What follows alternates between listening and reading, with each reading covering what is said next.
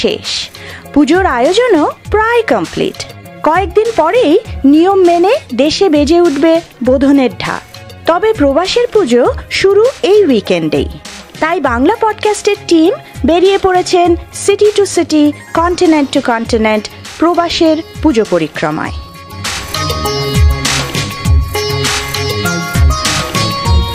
আমাদের পরবর্তী Puja Bengali Association of Greater Rochester. এখানে আমাদের সঙ্গে রয়েছেন শ্রীমতী উত্তরা ভট্টাচার্য। প্রথমে একটা গুরুত্বপূর্ণ প্রশ্ন আপনার কাছে রাখবো, এই আধুনিকতার যুগেও আপনারা সাবেকিয়ানাকে কতটা গুরুত্ব দেন? সাবেকিয়ানা বলতে যতটা আমরা ট্রেডিশন ফলো করতে পারি আমরা নিশ্চয়ই করি। আর তাছাড়া আজকালকার এখানকার মানে যুগে যেখানে মানে ছুটি পাওয়াটা ভীষণ মুশকিল, তো আমরা উইকেন্ডেই পুজো করি।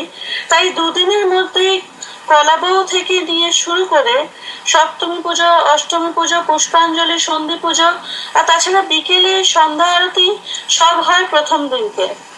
তাছাড়া নবমী পুজোটা আর পুষ্পাঞ্জলি, ঘট বিসর্জন, আর তার মধ্যে হলো দধিকর্মা, এসব হয় দ্বিতীয় দিনটায়। অবশ্য প্রত্যেক পুজোতেই শাক আর কাসর আমরা নিশ্চয়ই বাজাই। ঘট বিসর্জনের আরেকটি বড় আকর্ষণই রইল আমাদের মায়ের বরণ, যেটাকে আমরা সিঁদুর খেলা খেলি। তো এখানকার অনেক মহিলারাই যোগ দেন, যেমনি বাঙালি অবাঙালি সবাইরাই প্রচন্ড মানে উৎসাহিত হয় এটার জন্য। আর এছাড়া বিকেলে আমরা নাচ গানের অনুষ্ঠানও রাখি। সেটি অবশ্য বাঙালি অবাঙালি দুই দিকের লোকের জন্যই করা হয়, যাতে কি সবাই বুঝুক, সবাই ওটার সাথে রিলেট করুক। আর স্থানীয়দের মধ্যে এখানে শর্মিষ্ঠা চৌধুরী ও রাকা ঘোষ এরা সব নৃত্য নাটক এইসব করান এখানকার, বাচ্চাদের নিয়ে বড়দের নিয়ে সবাইকে নিয়ে। আর বাইরের আর্টিস্টও আসেন, যেমনি কি এবারটা আমরা আনছি কেন্টাকি থেকে মিস্টার কুমার রঞ্জনকে। এছাড়া পুজোর পরের সপ্তাহে আমরা এখানে এক কলকাতার একটি ব্যান্ড দোহর, তাদের আনছি একটি কনসার্টের জন্য। আচ্ছা, তার মানে তো দেখা যাচ্ছে পুরোই মানে পুজোর যে নিয়ম কানুন এগুলো সবই আপনারা মোটামুটি মেনে চলছেন, দিনে দিনে না হলেও, তাই না? হ্যাঁ, দিনে দিনে পারি না, কিন্তু আমরা মোটামুটি যতটা পারি আমরা চেষ্টা করছি ফলো করার। ইভেন সন্ধি পুজোটাকে আমরা অনেক মানে বড় করেই মানি, তার জন্য আমরা 108টা প্রদীপ জ্বালানো ওই সব কিছুই আমরা করি। প্রদীপ মানে কি মোমবাতি জ্বালান নাকি প্রদীপ কেনা প্রদীপ? আমরা ওই মানে আমরা দেশ থেকেই আনিয়েছি, ওই 108টা প্রদীপের স্ট্যান্ড পাওয়া যায়। হ্যাঁ হ্যাঁ, আমরা ওটাকে মানে ঘিয়ের প্রদীপ করে জ্বালাই। আচ্ছা, এবারে আপনি আর একটা বিশেষ গুরুত্বপূর্ণ জিনিস, এই পূজার ভোগ কে করেন? মানে দেখুন, আমরা দেশে যেটা জানতাম যে কোনো রাঁধুনি বামুনকে দিয়ে আমরা ওই ভোগটা করাতাম, তাই না? তো আপনারা কি সেই নিয়ম মেনে চলেন নাকি না? নিশ্চয়ই মেনে চলি আমরা যতটা পারি, বিকজ আমরা এটা জানি কি মায়ের যেটা মানে ভোগ যেটা চড়বে সেটা যেন একদম পবিত্র ভাবে ভালো করে এক ব্রাহ্মণ কেউ করুক। আর আমাদের এখানে আমরা খুবই মানে ভাগ্যশালী বলবো, কেন কি এখানে আমাদের এক গৌরীয় মঠ আছেন যেখানকার মহারাজ, ওনারা আমাদের এটাতে অনেক সাহায্য দেন, ওনারাই ভোগটা তৈরি করে দেন।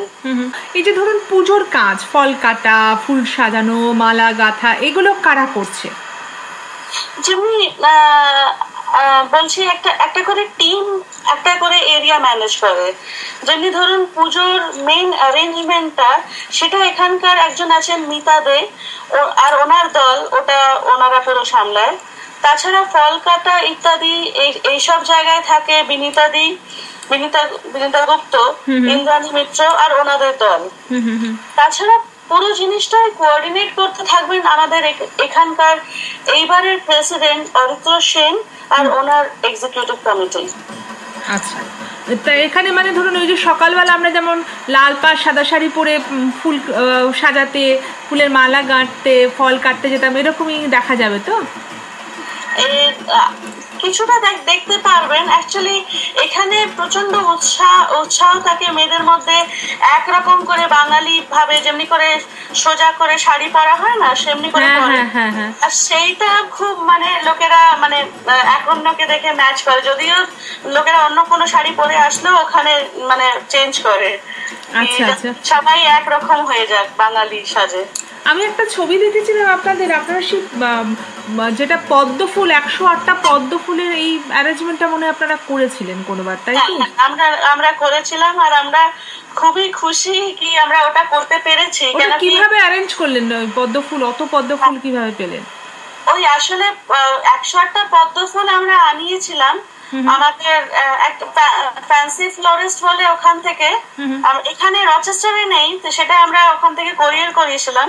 আচ্ছা, হ্যাঁ, ওনারা ডেলিভার করেছিলেন 108টা পদ্ম ফুল। খুব ভালো লাগলো কথা বলে। উত্তরা, আমাদের সঙ্গে থাকবেন বাংলা পডকাস্টের তরফ থেকে আপনাদের সকলকে জানাই শুভ শারদীয়ার প্রীতি এবং শুভেচ্ছা।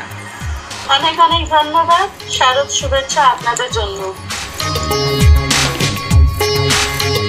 বাংলা পডকাস্টের পরবর্তী পূজা পরিক্রমার খবরাখবর জানতে আপনারা সকলে আমাদের সঙ্গে থাকুন। শুভ শারদীয়া।